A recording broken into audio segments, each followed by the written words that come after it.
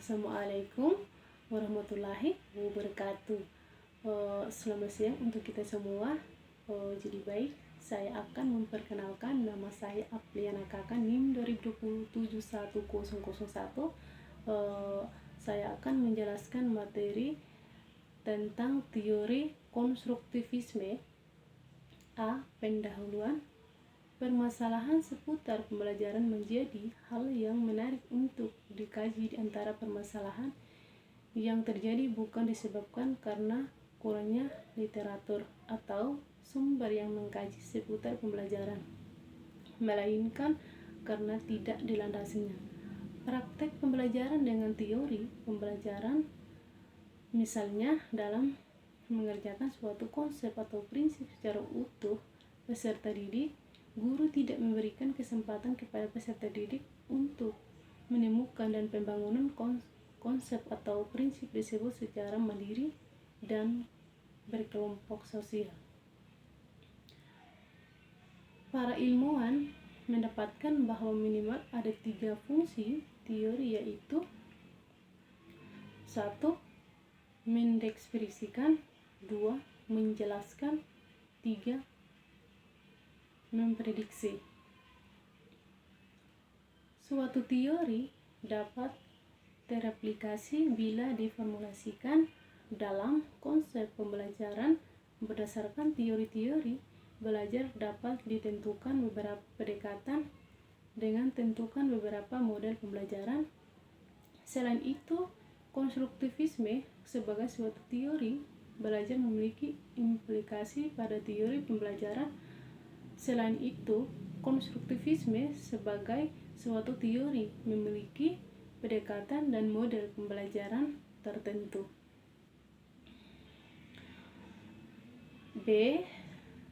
Teori konstruktivisme. Konstruktivisme sebagai suatu teori bersifat kompleks. Konstruktivisme berhubungan dengan filsafat, psikologi, sains, dan pendidikan dalam dunia. Pendidikan konstruktivisme muncul secara formal sebagai teori pengetahuan dari teori belajar sejak tahun 1980. 1. Pengertian teori konstruktivisme. Ada 4 karakteristik pembelajaran dalam teori konstruktivisme. 1. Adanya pembelajaran yang dibentuk oleh para peserta didik secara mandiri. 2. Ada hubungan antara pemahaman baru yang dimiliki para peserta didik dengan pemahaman lama yang mereka miliki. 3. Adanya aturan yang jelas tentang interaksi sosial.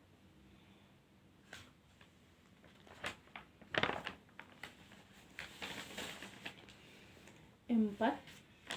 Adanya kebutuhan terhadap pembelajaran otentik untuk mewujudkan pembelajaran yang bermakna. Dalam dunia pendidikan, konstruktivisme menunjukkan pada teori perolehan pengetahuan dan belajar. Teori-teori tersebut menyatakan bahwa pengetahuan itu dibentuk bukan diterima dari dunia luar. Misalnya, pengetahuan tidak berada di dalam buku, akan tetapi lebih pada pengetahuan yang diproses melalui kegiatan membaca. Sehubungan dengan itu, ada beberapa ciri atau prinsip belajar yang dijelaskan. A. Belajar berarti mencari makna. Makna diciptakan oleh peserta didik dari apa yang mereka lihat, dengar, rasa, dan alami. B. Konstruksi. Makna adalah proses yang terus-menerus. C. Belajar bukanlah kegiatan mengumpulkan fakta, tetapi pengertian yang baru Belajar bukanlah hasil perkembangan, tetapi perkembangan itu sendiri. D. Hasil belajar dipengaruhi oleh pengalaman subjek belajar dengan dunia fisik lingkungannya. E. Hasil belajar seseorang tergantung pada apa yang telah diketahui subjek belajar, tujuan, motivasi yang mempengaruhi proses interaksi dengan bahan yang sedang dipelajari. 2. Pendekatan konstruktivisme dalam pembelajaran. Konstruktivisme sebagai suatu pendekatan dalam pembelajaran definisikan sebagai pendekatan di mana peserta didik secara individual menemukan, mentransformasikan informasi yang kompleks, memeriksa dengan aturan yang ada dan merevisinya jika perlu. Paham konstruktivisme memandang peserta didik datang ke sekolah membawa persiapan mental kognitifnya, artinya peserta didik yang datang ke sekolah sudah memiliki konsep awal dari materi yang akan dipelajari karena mereka mempunyai potensi untuk mempelajaran mandiri terlebih dahulu dari sumber yang ada atau dari pengalaman dalam lingkungan kehidupannya. 3.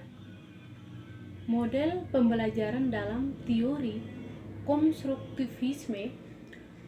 Istilah model pembelajaran mempunyai 4 ciri khusus yang tidak dimiliki oleh strategi atau prosedur tertentu tersebut adalah: 1.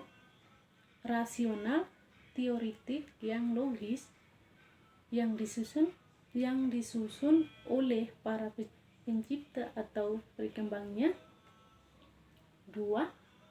Landasan pemikiran tentang apa yang bagaimana peserta didik belajar, tujuan pembelajaran yang akan dicapai. 3. Tingkah laku mengajar yang diperlukan agar model tersebut dapat dilaksanakan dengan berhasil. 4. Lingkungan belajar yang diperlukan agar tujuan pembelajaran itu dapat tercapai. Sekian dan terima kasih.